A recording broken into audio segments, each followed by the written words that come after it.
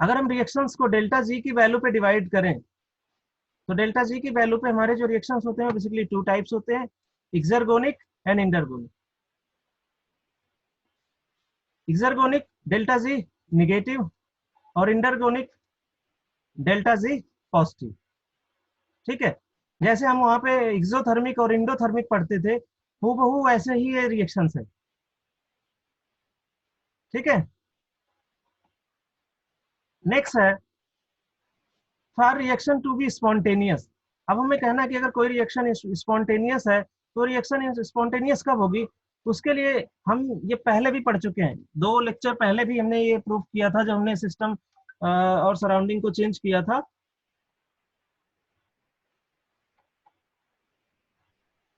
तो ये चीज हमने बताई थी, वहां पे भी हम ये देखे थे कि डेल्टा जी की वैल्यू जो है निगेटिव होनी चाहिए, और अगर निगेटिव है तो हम कहेंगे कि जो एक्सर्गोनिक रिएक्शंस हैं वो क्या होंगी? स्पॉन्टेनियस होंगी। तो this condition is known as condition of spontaneity at constant temperature and pressure. आपको पता है कि गिब्स फ्री एनर्जी चेंज हम लिख सकते हैं delta G equals to delta H minus का टी डेल्टा एस। ठीक है, अगर आप इसको स्टैंडर्ड स्टेट में लिख रहे हो तो आप इस पे नॉट लगा देना, यहाँ पे नॉट लगा देना, जो डेल्टा वाले टर्म है वो उस पे नॉट लगा देना, टेम्परेचर पे कभी भी नॉट नहीं लगता।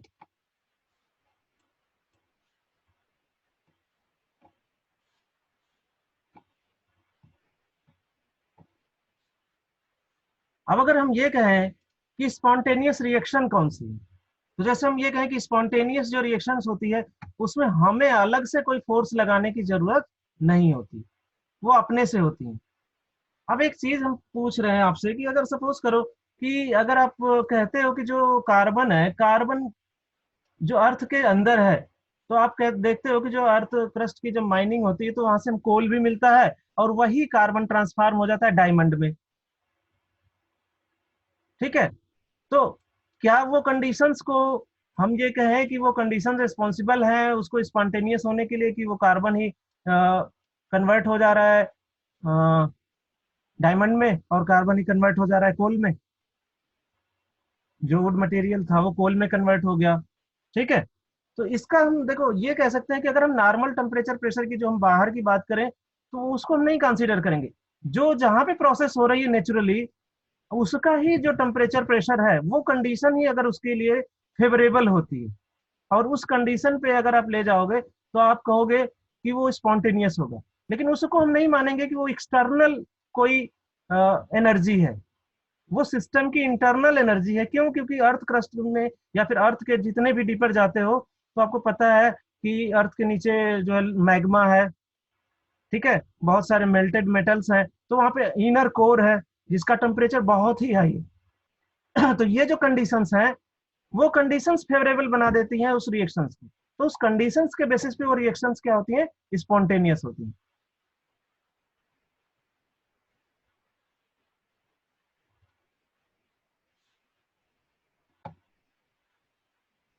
ठीक है, अब देखो अगर आपको कोई रिएक्टेंट प्रोडक्ट या फिर स्टेट या ट्रांसफॉर्मेशन की बात करें और उसमें भी वो आपको दे दे जी की वैल्यू, तो आपको क्या करना है कि अगर आपको डेल्टा जी निकालना है और वहां से डिफाइन करना है कि डेल्टा जी पॉजिटिव है कि नेगेटिव, या रिएक्शन स्पॉन्टेनियस है कि नॉन स्पॉन्टेनियस, तो सिमिलरली जो आप डेल्टा का ट्रांसफॉर्मेशन लगाते हो कि delta means final minus initial, तो आप ऐसे भी कर सकते हो। सपोज ए प्लस बी रिएक्ट कर रहा हो और इनकी अलग अलग एनर्जी वैल्यू भी दे दे, तो वहां से भी आप इस फार्मूले को delta G equals to summation of G final minus summation of G initial करके भी आप प्रूव कर सकते हो कि रिएक्शंस क्या है? स्पॉन्टेनियस। लास्ट में हम एक क्वेश्चन भी कराएंगे जिसमें जैसे कि आप इंथैल्पी के लिए निकालते थे कि अगर डिफरेंट रिएक्शंस को हम सम कर दें या माइनस करके कोई नेट रिएक्शंस लाते हैं, तो उसके बेसिस पे भी हम डिफाइन करेंगे कि क्या ये जो नेट रिएक्शंस हो रही है वो स्पॉन्टेनियस होगी कि नहीं होगी। वो मैंने एक क्वेश्चन में लास्ट में पुट कर रखा है, वो मैं कराऊंगा। More significance of delta is that it only considerable for system. तो जैसे मैंने बताया था कि जो डेल्टा एस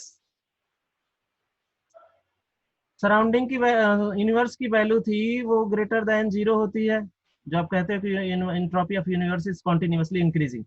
फिर वहां से हमने जो है प्रूफ कराया था कि हम कैसे कह सकते हैं कि ये स्पॉन्टेनियस होगा प्रोसेस। तो हमने कहा था कि जो डेल्टा एस सराउंडिंग है उसको ट्रांसफॉर्म करो सिस्टम में।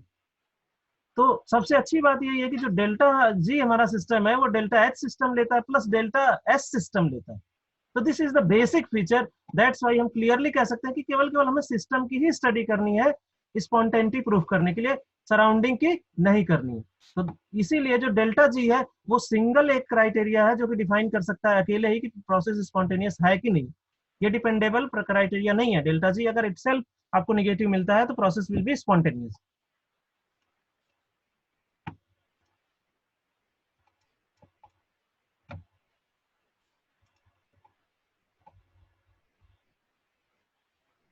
Three condition of delta G is possible: delta G less than zero, exergonic, spontaneous, forward reaction favour करेगा। Delta G greater than zero, endergonic, non spontaneous, favour backward reaction. And delta G equals to zero, condition of equilibrium.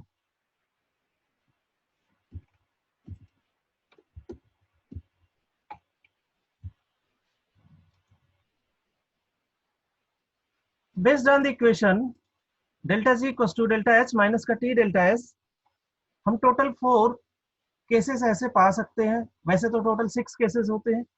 6 cases कैसे? जैसे अब यहाँ पे हमने लिखा है high temperature और यहाँ पे लिखा है लो टेम्परेचर। तो इन दोनों को भी, यहाँ पे भी हाई और यहाँ पे लो, एक एक केस और बढ़ा सकते हैं कि सेम चीज हो, हाई टेम्परेचर हो जाए तो क्या। तो हम यहीं पे डिस्कस कर लेते हैं इस चीज को।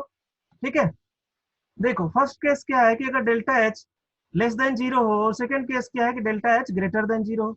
इधर का हमने सेकंड फर्स्ट केस लिया है कि delta S greater than zero, इसका मतलब क्या, ये पॉजिटिव हो।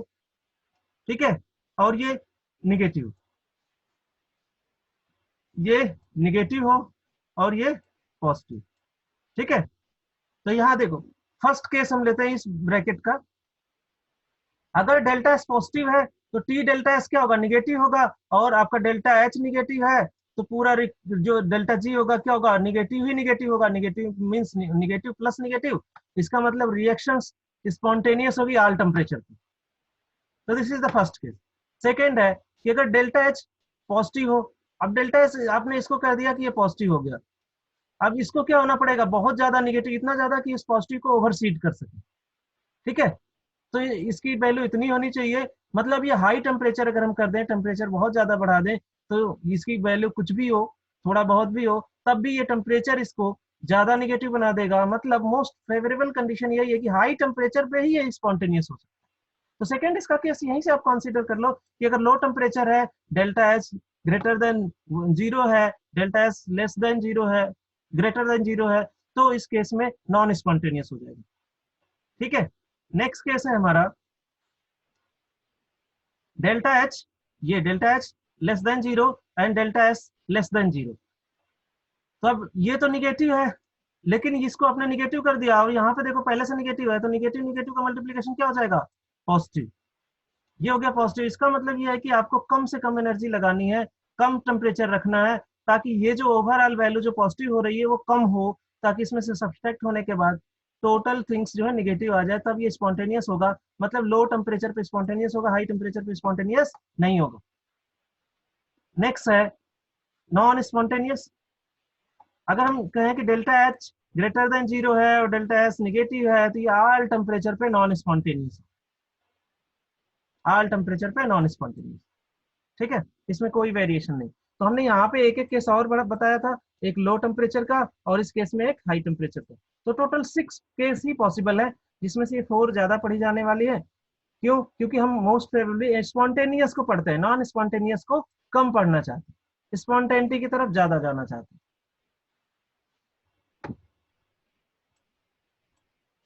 तो based on the equation of delta ji, I consider total 3 और 4 प्रॉब्लम्स। तो फर्स्ट प्रॉब्लम देखो ये है, फर्स्ट ये है कि अगर हम डीकम्पोजिशन ऑफ H2O2 पढ़ें गैसियस स्टेट में, लिक्विड में नहीं, अगर आप इसको गैसियस स्टेट में रखो तो रूम टेम्परेचर पे, तो ये क्या होता है कि बहुत तेजी से डिकम्पोज हो जाता है और इसका डिकम्पोजिशन स्वतः हो जाता है। ये H2O में टूट जाएगा, इसमें से सारी ऑक्सीजन निकल जाएगी। ठीक है, अगर आपने आगे की क्लासेस में जाओगे तो ग्रेविमेट्रिक एनालिसिस करोगे, जहाँ पे आप देखोगे कि निकल वगैरह का जो आप करते हो ग्रेविमेट्रिक एनालिसिस, तो वहाँ पे H2O2 यूज करते हो। और उस H2O2 को अगर आपका जो लैब इंचार्ज है वो पुराना स्टॉक दे दे या फिर खुला हुआ दे दे, तो आप H2O2 डालोगे तो वो ऑक्सीडाइज ही नहीं कर पाएगा। ठीक है, जब वो निकल को ऑक्सीडाइज ही नहीं कर पाएगा तो आपकी रिएक्शन ही नहीं आएगी, और आपकी जब रिएक्शन नहीं होगी तो आपका यील्ड भी नहीं होगा, ग्रेविमेट्रिक एनालिसिस भी नहीं होगी। ठीक है, तो इस चीज का ध्यान रखा जाता है। क्यों? क्योंकि ये ऐसे ही रख देने से या बहुत दिन का रख देने से इसमें का पानी अलग हो जाता है, और रूम टेम्परेचर पे ही देखो, रूम टेम्परेचर पे। चलो इसके करस्पॉन्डिंग एनर्जी वैल्यू से हम इसे समझने का प्रयास करते हैं। डेल्टा एच नॉट रिएक्शंस के लिए दे रखा है माइनस का 211.29 kilo joule per mole. T delta S not ये दे रखा है 39.33 किलो जूल पर मोल। अगर इसको हम देखें कि delta G equals to delta S minus का टी डेल्टा एस, फार्मूला लगा के ये हो गया माइनस का 211.29 और यहाँ से हो गया माइनस का 39.33। तो यहाँ से ओवरऑल वैल्यू आ गई दिस। इसका मतलब ये ऑलवेज स्पॉन्टेनियस होगा इस टेम्परेचर पे। ठीक है,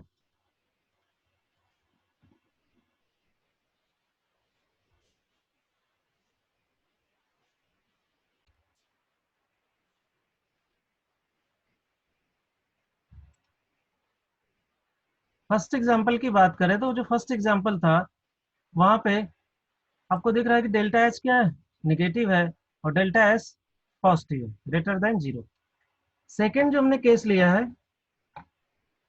उसमें डेल्टा एच निगेटिव है और डेल्टा एस भी निगेटिव है, means delta H less than zero और डेल्टा एस भी लेस देन जीरो है।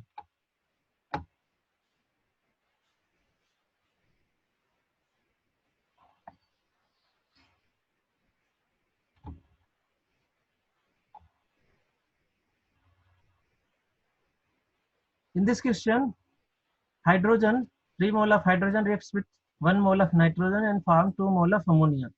And all reactant and product are in gaseous system. ठीक है, तो आपको पता भी है कि ली चैटरलियर भी आप लगा सकते हो इस पे, क्योंकि जो है mole of number of moles of reactant and number of moles of product different है, तो आप यहाँ पे उसे भी यूज कर सकते हो। बट यहाँ पे हमें ये देखना है कि डेल्टा जी की वैल्यू के बेसिस पे हम इसे कैसे कहें कि ये स्पॉन्टेनियस है या नहीं। तो फर्स्ट ऑफ ऑल इसकी वैल्यू दे रखी है डेल्टा एस नॉट की माइनस का 92.2 किलो जूल पर मोल। सेकेंड है टी डेल्टा एस नॉट की माइनस का 59.23 जूल पर मोल, किलो जूल पर मोल। क्लियर? तो देखो इसमें हमने टेम्परेचर को डायरेक्टली सब कुछ इंक्लूड कर दिया, तो आपको कुछ नहीं करना, बस केवल वैल्यू रख देनी है delta G equal to delta H minus का टी डेल्टा एस। तो ये वैल्यू हो गई निगेटिव, तो ये निगेटिव और निगेटिव पॉजिटिव, तो ओवरऑल रिजल्ट यहाँ से ये पॉजिटिव हो गया। सिंस अगर ये negative part means delta H की वैल्यू ज्यादा है टी डेल्टा एस की वैल्यू से, तो हम कह सकते हैं कि ये रिएक्शंस क्या होगी, डेल्टा जी की वैल्यू निगेटिव होगा तो रिएक्शन क्या होगी, स्पॉन्टेनियस होगी। जैसा कि इस केस में देख रहे हो माइनस का 92.2 प्लस का 59.23 और विल रिजल्टेड इन माइनस का 32.99 किलो जूल पर मोल।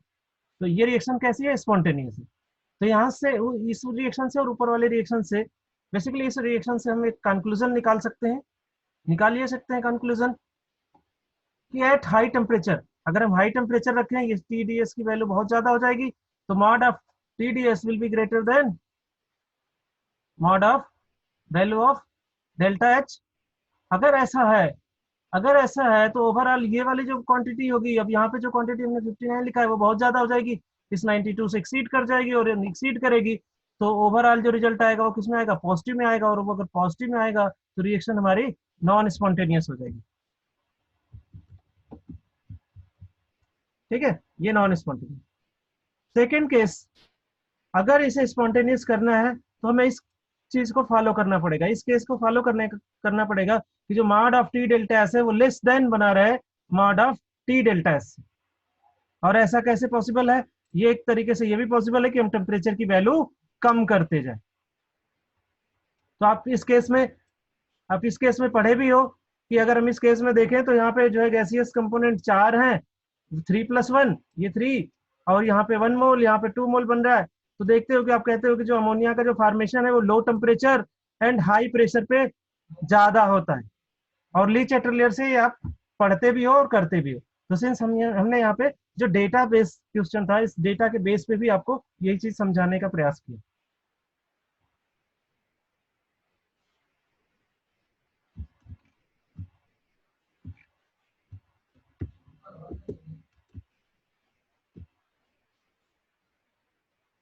नेक्स्ट क्वेश्चन जो है, जो मैं पहले बता रहा था कि मैं एक रिएक्शंस पे बेस लूंगा, एक क्वेश्चन जिससे आपको थोड़ा सा और इजी हो जाएगा, आप थर्मोकेमिस्ट्री भी इम्प्लाइज कर सकते हो। सिंस अभी हमने थर्मोकेमिस्ट्री पढ़ाई नहीं है, तो थर्मोकेमिस्ट्री अगर आपने पढ़ी है तो उसको भी रिलेट कर सकते हो कि थर्मोकेमिस्ट्री को रिलेट करके हम कैसे कर सकते हैं इस क्वेश्चन को। ठीक है, क्वेश्चन है और ये एग्जाम्पल है, गिवन है, केएल कपूर में गिवन है। ठीक है, फॉर ए रिएक्शन दे रखा है, ग्रेफाइट कार्बन सॉलिड स्टेट में, हाइड्रोजन गैस, नाइट्रोजन गैस और हाफ O2 गैस से कंबाइन करके यूरिया बना रहा है। Clear? To define whether reaction is a spontaneous or not from the following data. ये क्वेश्चन में दे रखा है कि फॉलोइंग डाटा के बेस पे आप बताओ कि जो है रिएक्शन स्पॉन्टेनियस होगी कि नहीं होगी। ठीक है, पहली रिएक्शन है CO2 gas combine to NH3 will release water and form urea. ठीक है, तो अब देखो इस रिएक्शन में हमें यूरिया बनाना है और यहाँ भी यूरिया बनाना है, तो इस रिएक्शन को हम एज इट इज रखेंगे।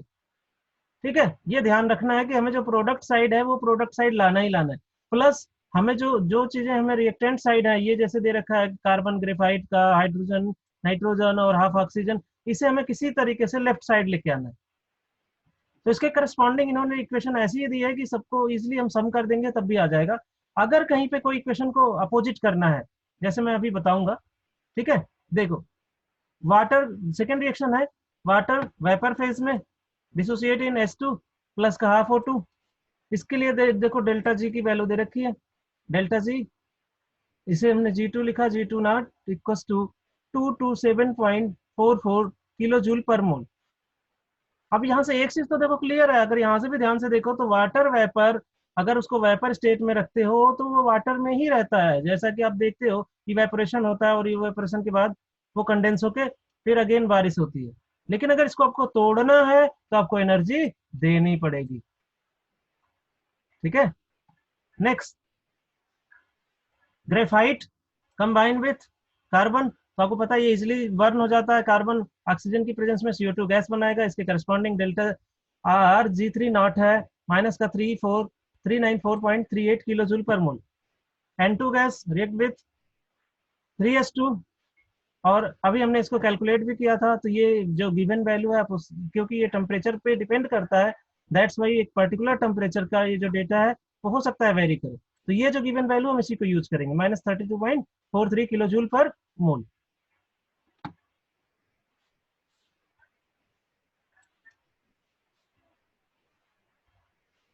अब देखो हमें जो नेट इक्वेशन लानी है वो नेट इक्वेशन ये लानी है, ग्रेफाइट 2H2 प्लस का N2 प्लस का half O2 will convert into CO NH2 twice, urea में कन्वर्ट हो जाए, इसके करस्पॉन्डिंग हमें डेल्टा जी नॉट चाहिए। तो हम सबसे पहले इन रिएक्शंस को अरेंज करेंगे, तो हमने देखा कि सारे रिएक्शंस को ऐसे ही अरेंज कर दिया जाए जैसे वो गिवन है।